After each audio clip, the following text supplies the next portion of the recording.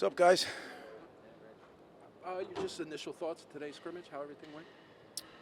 I thought we got a lot done. I thought, it was very game-like with all the kicking situations. We hit all the field situations, situational football. I'll watch the tape and see about all the execution, but we were able to move the ball some on offense, which was good. So, yeah, I think overall a positive day.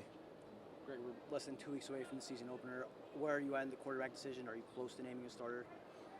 I'll look at this one today and then visit with the staff. We get a little catch your breath before we move on to Boston College here. So, all the quarterbacks, I thought they performed well today. So, we'll see. We're midway through camp. You've mentioned on a couple of occasions about guys being bumped, things of that sort. Where are you guys at injury-wise? Are you fine with where you guys are there? Any major concerns, anything? Well, when you have, we've been at it now for 17, 18 practices. You're going to have some guys. The surgical ones are, the ones that worry you because they're done for a while. But I think we're in decent shape moving into this next phase. So tomorrow will be a recovery day, and I'm sure it's well needed. These last 4 days have been tough, but I'm pleased. Where do you feel like you're at with the offensive line in terms of knowing who the best five are at this point? I think we're close. I think we know who the best 8 are, and then I think we know who the best 12 are, right? So we've got them ranked. I'm just not sure out of the best 8 if we know who the best 5 are. That'll be the decision, which is a little bit of a brain twister there, right? You talked about Tyreem and Dion at linebacker. How's the rest of that position rounding out, especially with all the injuries there? Well, I think Austin Dean is making progress. I would say that Jameer Wright Collins is a very good move. He's a natural at the position, so he just needs repetitions and experience, but he'll be a very good linebacker. Greg, you mentioned you did a lot of kicking situations today. Obviously, a couple new faces in that room. How's that competition kind of coming along? Yeah, I think I think Jude has established himself as our kicker, and he's done a good job in the camp. I think obviously in the punting situation, we know who that is. So, yeah, I'm pleased with our specialists. The long snapper is the one that I'm still not sure of. They're both doing well. It's just going to be a matter of what's the better choice of the two. Greg, I know you're locked in, but do you get a chance to see what's going on with some of your young players in the NFL from last year, Pacheco, Melton, and Fatukasi, and what the kids are talking about? I've only heard, Fooch. I have not been able to watch it at all, but I hear that they're doing well, and I'm really proud of them. The whole thing about when you go in as a rookie is just put your head down and chop. Don't you worry about all the other stuff later, because there may not be anything to worry about unless you take care of business now. So I can sense that from what the reports I'm getting that they're doing that they're staying on the chop, and hopefully they can get a spot on the club. Greg, you get so many freshmen in here early now. Are you really seeing a difference in the performance over the summer in training camp? Well, there's no doubt. I used to say to young guys that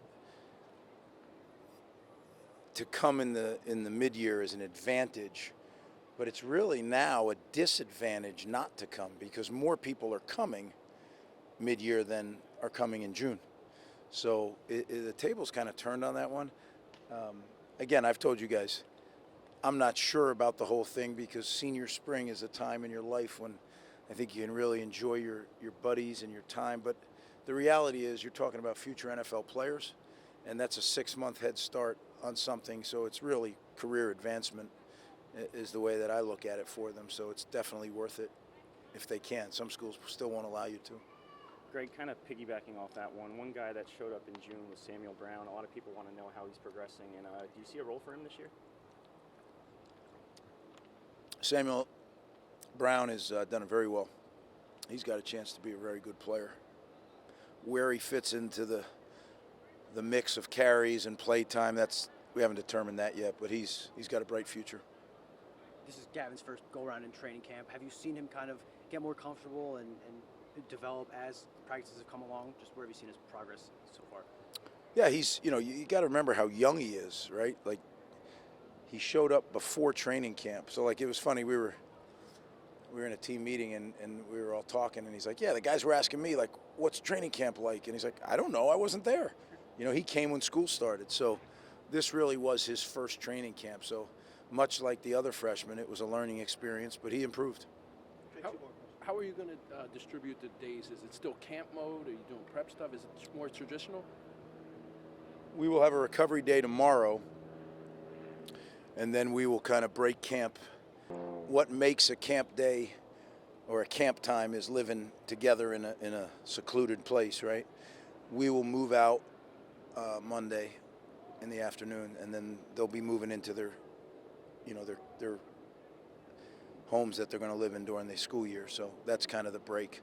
We'll still have longer days than you would in regular school year because we don't have school, but it won't be, from sun up till 10:30 at night. This is more of a big picture question, not really Rutgers specific, but the Big Ten announced its new media deal last week. Just what's your reaction to that, and just how it can impact Rutgers and the league as a whole?